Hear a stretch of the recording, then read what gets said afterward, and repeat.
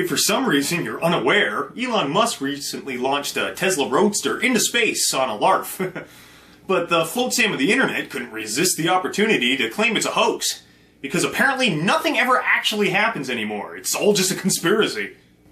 I came across this video by a YouTuber called Astronaut, whom I suspect is actually Hans Gruber. And this video will provide the fodder I need for the deconstruction of these terrible arguments. Oh, 2 seconds in and you're already invoking Satan as part of your conspiracy. This is just a normal car. Normal air-filled rubber tires, no space paint, no nothing, no space-hardened components or extra materials, just a normal car. Everything else they send up there has to be protected from the harsh conditions of space and has to be made out of space-hardened materials and lots of gold foil, but this car doesn't have to be, I guess. No, it doesn't have to be, because all that other shit is meant to continue functioning in space for a long period of time. The Tesla Roadster is just meant to degrade and float away. It's not there to provide any service, so it doesn't matter if it survives or not. Space shuttles are hardened and tiled so that they can pass through the atmosphere unharmed. The car was inside, so there was no risk. This blue marble in the background doesn't show any continents, but who cares? Oh, well, if there are no continents, then tell me, what the fuck is that? You cherry-picked the one scene you could find that had open ocean. And if this was all some CGI hoax, how would they make such a glaring error as forgetting to render landmass? Like, SpaceX would go through all the trouble of hoaxing this whole thing with no apparent motive, and then forget to draw in continents? They're smart enough to pull off this elaborate hoax, but not smart enough to remember the Earth has terra firma? Gotcha.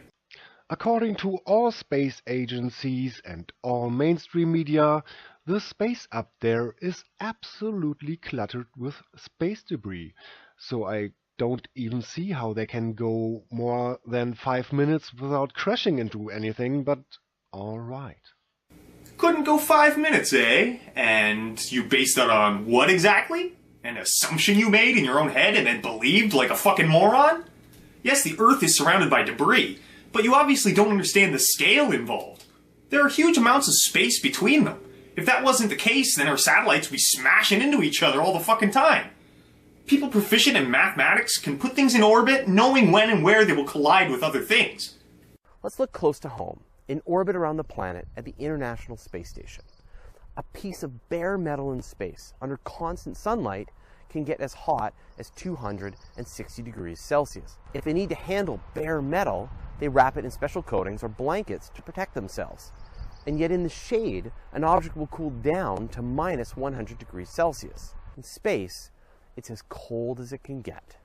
Who the fuck was that? Can I at least get an introduction so I know if this guy has any credentials or not? Or if he's just talking out of his ass? You know what? Why don't we put a whole Tesla Roadster into a giant oven, bake it a little at 260 degrees Celsius, and afterwards freeze it down to 100 degrees below 0 Celsius. And we do it all in some giant vacuum, I mean, can you use your critical thinking skills on this? Sure, critical thinking is my forte. Or is it fort? Well, I'm no expert on the variable temperatures of space, but the guy you just cited said that the heat from the sun could raise temperatures to a maximum of 260 Celsius. It could raise to a maximum of 260 Celsius. That's not the guaranteed baseline temperature. Then immediately afterward, he says that it gets to negative 100 Celsius in the shade. Now, I'm pretty sure heat transfer is different in space, and there is no conduction or anything to keep the heat in and around the car. But if what the guy said was true, then my critical thinking skills would lead me to believe that a car in orbit would alternate between light and shadow side, and therefore the temperature of the car would be the median value of those two temperatures. The car isn't going to melt or freeze anytime soon, but it is already showing signs of damage from all the ionized radiation. So are you suggesting that Elon Musk has the car in a studio and is irradiating it? And not just accept anything you are told on TV and by the mainstream media. This is so retarded, so ridiculous, guys. Well, yes, this is fucking retarded. But this guy doesn't seem to realize which side of that line he's on. This guy, like many other morons online, claimed that there was a flash and that you could see the studio in the background. This guy has the caption "green screen off," even though you can clearly see there is no green screen. This idiot doesn't even understand how chroma key works. What you're actually looking at is the payload bay, and that's where the car was kept. The flash that you see is just a flood of light coming in when the doors were opened and it was released into space. Pretty obvious if you spent like 2 seconds thinking about it. What do these fools think? That Elon just tied the car to the rocket with a rope? And please have a look at their live stream. And that landing burn has started.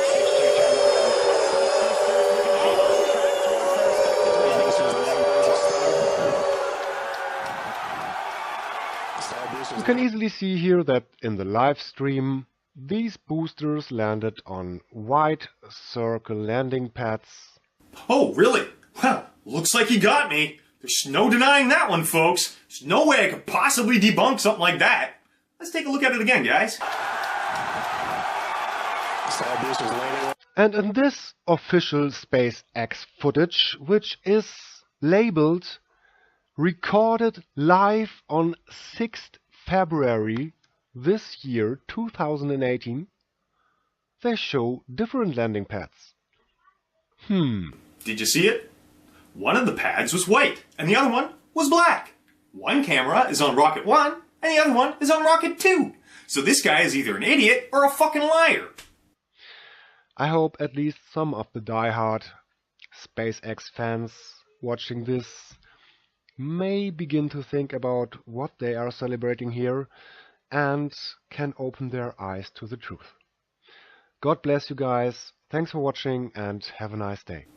Now, there are a few other concerns I've heard on the internet that this tard didn't bring up, so I'll cover those too. Here's one comment I read that asked, "Why are there no stars?"